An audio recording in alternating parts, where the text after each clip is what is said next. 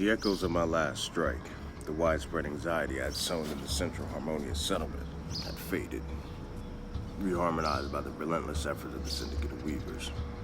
Their response, however, had confirmed my suspicions. They were reactive, benders of the key weave, not its architects. And Arden, the prime immortal, remained in his infuriating detached observation, treating my every act of precise dissonance as a fascinating data point in his grand crucible of will. This was no longer sufficient to merely cause ripples, was to remain a subject, to become an undeniable permanent force. I had to transcend Arden's very concept of life and death. My new objective was clear: absolute immortality. My primary lab, typically a theater of external manipulation, transformed into a crucible of self-reconfiguration. Holographic schematics, once depicting dissonant key broadcasts, now rendered intricate diagrams of human cellular structures, overlaid with theoretical key infusion vectors. Falke's fragmented archives, once a source of desperation, were now a lifeline to a desperate, unhinged knowledge. Hints of manipulating key for biological augmentation, ancient whispers of desperate attempts by the old world to cling to life as the veil thinned. I, Malachi, would adapt this madness into precision. The process began under Nadine's unflinching supervision, a specialized bioenergetic interface, a complex array of shimmering, key-focusing crystals and neurological feedback loops envelope my command chair. This was no external device. It was an extension of my will, designed to channel raw, planar key directly into the very core of my being. Nadine, I commanded, my voice betraying no hint of the profound trepidation a lesser being would feel. Initiate cellular key infusion protocol. Commence subatomic restructuring. Monitor all physiological and energetic parameters. Maintain absolute precision. The raw key began to flow. It was a sensation utterly alien. 1,000 burning needles and 1,000 freezing tendrils all at once. My old world physiology screamed in protest. Protest. Every cell, every nerve ending, every strand of DNA protested the alien intrusion. My vision blurred, overwhelmed by the sheer sensory input of countless molecular bonds shifting, reforming, integrating the raw, boundless energy. It was like attempting to re-engineer the very foundations of my being while simultaneously inhabiting the process. The pain was a white-hot torrent, a searing agony that threatened to incinerate my consciousness. My muscles seized, my lungs burned, and my mind, my precious, precise mind, felt as if it were being stretched thin, pulled between the anchor of my identity and the overwhelming assimilation of the planetary key. Profound disorientation threatened to engulf me, to dissolve my thoughts into the universal hum. This was the ultimate psychological battle, a fight for every neuron, for every last vestige of my individual will. But Malachi maintained absolute control. I did not fight the pain. I channeled it. I embraced the agony, transforming it into fuel, into a singular, unwavering focus. My precision, my hallmark, now turned inward, became an unbreakable shield against the sensory overload, a relentless driver pushing me through the cellular firestorm.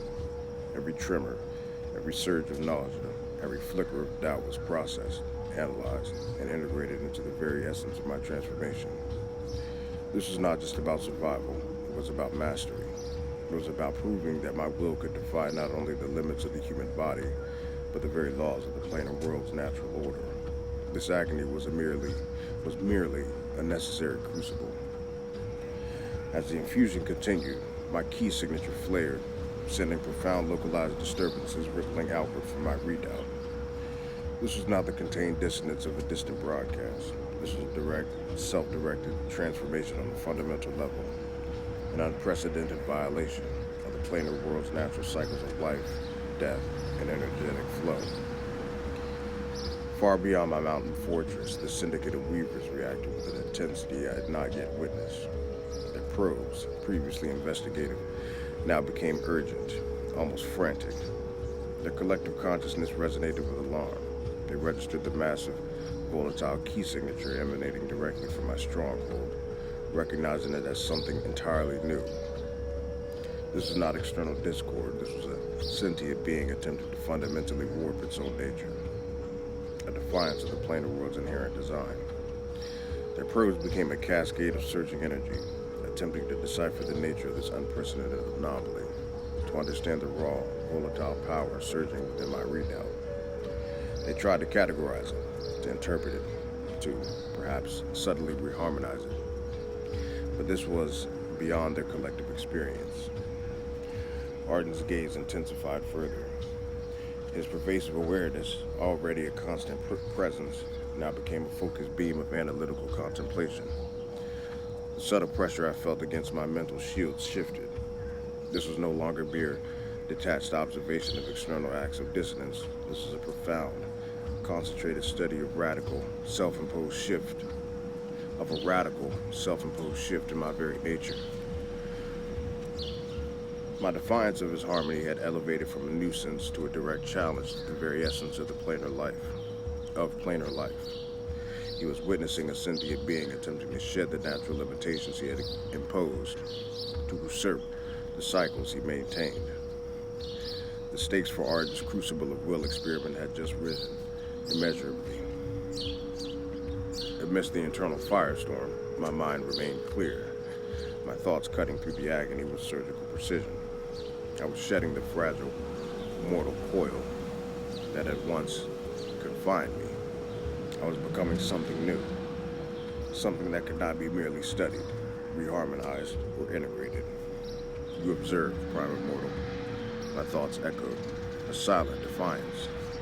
But I become. You maintain order, but I forge my own. Your harmony is a cage.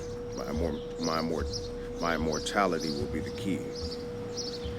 The ultimate weapon against your control. The proof that my will can define even cosmic laws. The experimental phase reached a critical juncture. A final, immense surge of ki coursed through my being, followed by a profound, shuddering silence.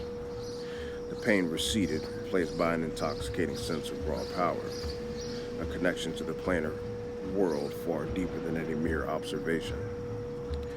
My physical form, though outwardly unchanged, felt subtly different, resonating with a new, alien energy.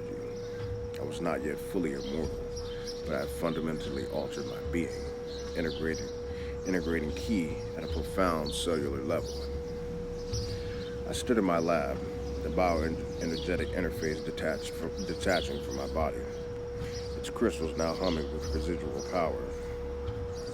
I felt the profound, alarmed intensity of the planar world's reaction to my very existence, the collective consciousness of the weavers radiating a desperate urgency, and above it, all, Arden's gaze, now sharp as a diamond, focused solely on me. I had crossed the threshold. The Genesis was complete.